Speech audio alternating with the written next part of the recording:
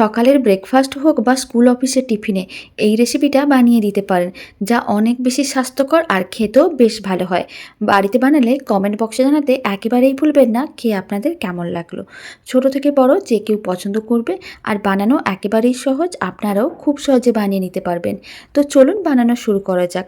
প্রথমে নিয়েছিলাম একটা বড় সাইজের মিক্সিং বোল, তার মধ্যে দিয়ে দিচ্ছি 1 কাপ সুজি। এখানে 200 গ্রাম সুজি আছে, 10 টাকার প্যাকেটে ঠিক 200 গ্রামই সুজি থাকে। এখন সুজিটাকে আমি তার আগে কেটে একটা মেজারিং কাপের মধ্যে নিয়ে নিয়েছিলাম, কারণ জলটা দিতে সুবিধা হবে। এবার যেই মেজারিং কাপ মেপে সুজি দিয়েছিলাম ঠিক ততটাই আমি জল দিয়ে দিলাম। সুজি আর জলের পরিমাণটা সমান করতে হবে। আর দিয়ে দিলাম 1/2 চামচের মতন লবণ। এখন খুব ভালো করে সমস্ত কিছু মিশিয়ে নিতে হবে। আপনারা দেখুন সুজিগুলো জলটা শোক করে নিচ্ছে। এখন চাইলে অল্প একটু জল ভালো করে মিশিয়ে নিতে পারেন, তবে খুবই সামান্য পরিমাণ জল দিতে হবে। আমি অল্প একটু জল দিয়েছি, এবার খুব ভালো করে মিশিয়ে নিচ্ছি। 2 চামচের মতন জল দিয়েছিলাম। খুব ভালো করে মিশিয়ে নিয়ে মিশ্রণটাকে এখন এইভাবে 5 থেকে 7 মিনিট রেখে দিতে হবে। প্রায় 7 মিনিট হয়ে গেছে। আপনারা দেখুন মিশ্রণটা কিন্তু বেশ নরম হয়ে গেছে, কারণ সুজিগুলো জলটা শোক করে নরম হয়ে গেছে, তাই মিশ্রণটা ঠিক এরকমই দেখতে লাগবে। আর এখানে আমি রুম টেম্পারেচারের জল নিয়েছিলাম, তবে আপনারা চাইলে গরম জলও দিতে পারেন। এখন আমি অল্প একটু কুচনো কারি পাতা দিলাম। কারি পাতা দিলে খেতে বেশ ভালো লাগে। আর অল্প করে দিয়ে দিলাম গোটা জিরে। এবার এখানে আমি কারি পাতা দিয়েছি, আপনাদের কাছে কারি পাতা না থাকলে কুচনো ধনেপাতা দিতে পারেন। আর আমি দিয়ে দিলাম অল্প করে একটু চিলি ফ্লেক্স। এখন সমস্ত কিছু একসঙ্গে খুব ভালো করে মিশিয়ে নিতে হবে। এই রেসিপিটি বানানোর জন্য খুব বেশি উপকরণের প্রয়োজন পড়ে না, আর সময়ও খুব বেশি প্রয়োজন পড়ে না। খুবই অল্প সময় অল্প উপকরণ দিয়ে বানানো যায়, আর একেবারে একটা স্বাস্থ্যকর রেসিপি। ছোট থেকে বড় যে কেউ খুবই পছন্দ করবে, আর বানানো তো একেবারেই সহজ। খুব ভালো করে মেশানো হয়ে গেছে, মিশ্রণটা এবার রেডি। এখন মিশ্রণটার মধ্যে দিয়ে দিচ্ছি 1 প্যাকেট ইনো। ইনোর প্যাকেটগুলো আপনারা কিন্তু যে কোনো মেডিকেল শপে পেয়ে যাবেন। এখানে আমি 1 প্যাকেট ইনো দিয়েছি, প্রায় 1 চামচের মতন ইনো আছে। এবার ইনোর ওপরে 2 চামচের মতন জল দিতে হবে। তারপরে খুব ভালো করে মিশিয়ে নিতে হবে। ইনো চাইলে দিতে পারেন, আর না হলে বেকিং পাউডার দিতে পারেন। তবে ইনো দিলেও খেতে বেশ ভালোই লাগে, আর খুব সহজেই ইনস্ট্যান্ট রেসিপিটা রেডি করা যায়। আর আমি এখানে জল দিয়ে মিশ্রণটা রেডি করেছি। আপনারা চাইলে অল্প করে একটু টক দইও দিতে পারেন এর মধ্যে। যদি বাড়িতে টক দই থাকে তাহলে দিতে পারেন। খুব ভালো করে এইভাবে মিশিয়ে নিতে হবে। আর আপনারা দেখুন মিশ্রণটা কিভাবে ফ্লাফি হয়ে যাচ্ছে। মিশ্রণটা যখন এইভাবে ফুলে উঠবে, তার মানে বুঝে নিতে হবে মিশ্রণটা খুব সুন্দরভাবে রেডি হচ্ছে। কারণ ইনো দেওয়ার সঙ্গে সঙ্গে ইনস্ট্যান্ট এইভাবে মিশ্রণটা ফরমেন্ট হয়ে যাবে। মিশ্রণটা একেবারেই রেডি। এবার এক সাইডে রেখে দিচ্ছি। এখন এরকমই একটা প্যান নিয়েছি।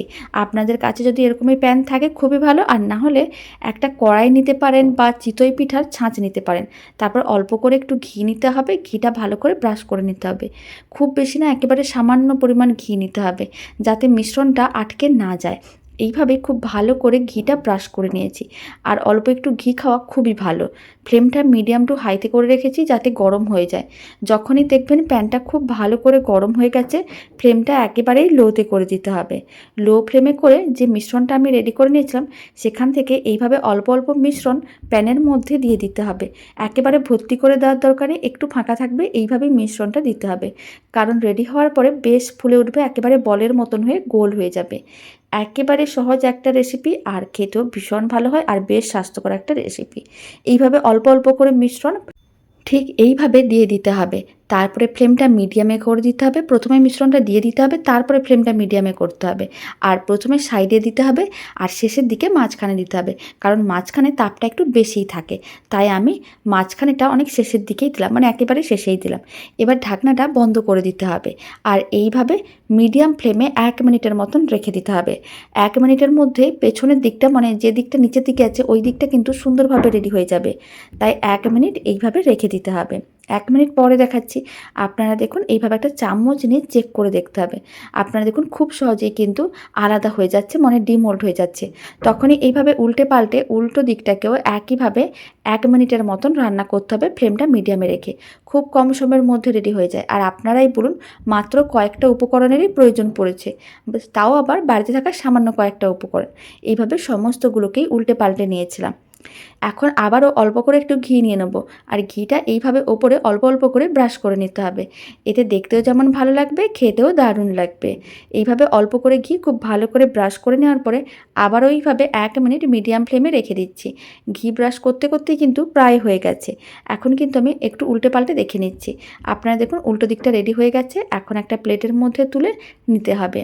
আর বাকি যে মিশ্রণটা আছে সেই মিশ্রণটা একইভাবে দিতে হবে। আর আপনারা দেখুন বেশ ফুলে একেবারে বলের মতন হয়ে গেছে। একেবারে সহজ রেসিপি, আপনারা বাড়িতে বানালে কমেন্ট বক্সে জানাতে একেবারেই ভুলবেন না খেয়ে কেমন লাগলো। আপনারা চাইলে সম্বর ডাল দিয়েও খেতে পারেন, বা নারকেলের চাটনি, বাদামের চাটনি, আর নাহলে টমেটোর চাটনি দিয়েও খেয়ে দেখতে পারেন, খেতে দারুণ লাগে। এবার বাকিগুলো রেডি করে নেব। তার জন্য যে প্যানটা আছে তার মধ্যে অল্প করে ঘি আবারও ব্রাশ করে নিতে হবে, মানে কয়েক ফোঁটা ঘি ব্রাশ করে নিতে হবে। আপনারা চাইলে বাটারও দিতে পারেন, তবে ঘি বা বাটারে দিলে খেতে অনেক বেশি ভালোই লাগে। ভালো করে ঘিটা ব্রাশ করে নিয়েছিলাম। যে মিশ্রণটা আছে, যেহেতু অল্প মিশ্রণ আছে তাই মাঝখানের দিকেই দিয়ে দিচ্ছি, আর ধারে দেওয়ার দরকার নেই। মাঝখানে যেহেতু তাপটা বেশি থাকে তাই মাঝখানেই দিয়ে দিলাম। অল্প অল্প করে মিশ্রণ একইভাবে প্যানের মধ্যে দিয়ে দিতে হবে, আর একইভাবে ঢাকনাটা বন্ধ করে মিডিয়াম ফ্লেমে 1 মিনিটের মতন রেখে দিতে হবে। 1 মিনিট পরে আবারও একটু উল্টে পাল্টে নিতে হবে, তারপরেই কিন্তু রেডি হয়ে যাবে। 1 মিনিট পরে আবারও দেখাচ্ছি। আপনারা দেখুন 1 মিনিট পরে কিন্তু এইভাবে নিচের দিকটা বেশ শুকনো ভাব চলে এসেছে। তখনই ঠিক একইভাবে এইভাবে কিন্তু উল্টে পাল্টে নিতে হবে। আপনাদের কাছে যদি ছোট্ট হাতা থাকে তাহলে হাতা দিয়ে উল্টাবেন, নাহলে এইভাবে চায়ের চামচ দিয়ে উল্টে নিতে পারেন। এতে কিন্তু খুব সহজে রেডি হয়ে যাবে। তারপরে আবারও 1 মিনিট এইভাবে রেখে দিচ্ছি। 1 মিনিট পরে আমি আপনাদের দেখাচ্ছি। উল্টো দিকটাও ঠিক একইভাবেই রেডি হয়ে যাবে। 1 মিনিট হয়ে গেছে, খুব সুন্দরভাবে রেডি হয়ে গেছে। এবার তুলে বাকিগুলোকে একটা প্লেটের মধ্যে রেখে দিচ্ছি। তবে এই রেসিপি বাড়িতে বানালে কমেন্ট বক্সে জানাতে একেবারেই ভুলবেন না খেয়ে কেমন লাগলো আর বানানোটা কতটা সহজ। আপনারা যে কেউ খুব সহজেই বানিয়ে নিতে পারবেন। এবার ভেঙেও দেখিয়ে দিচ্ছি ভেতরটা কত সুন্দরভাবে রেডি হয়েছে। রেসিপিটা শেষ পর্যন্ত দেখার জন্য আপনাদের অসংখ্য ধন্যবাদ। ভালো লেগে থাকলে আপনারা যদি ফেসবুক থেকে রেসিপিটা দেখছেন, পেজটিকে ফলো করে নেওয়ার অনুরোধ রইল। ইউটিউব থেকে দেখলে চ্যানেলটি সাবস্ক্রাইব করে নেওয়ার অনুরোধ রইল। পাশে থাকা বেল আইকনটি প্রেস করে নেবেন নতুন রেসিপির আপডেট সবার আগে পাওয়ার জন্য। আপনারা দেখুন কতটা নরম তুলতুলে হয়েছে, দেখেও বোঝা যাচ্ছে। আর বাড়িতে বানালে কমেন্ট বক্সে জানাতে একেবারেই ভুলবেন না খেয়ে কেমন লাগলো। তো চলুন ভিডিওটা আমি এখানেই শেষ করছি। আপনারা সবাই ভালো থাকবেন, সুস্থ থাকবেন। আপনাদের সঙ্গে আবার নতুন রেসিপি নিয়ে দেখা হচ্ছে।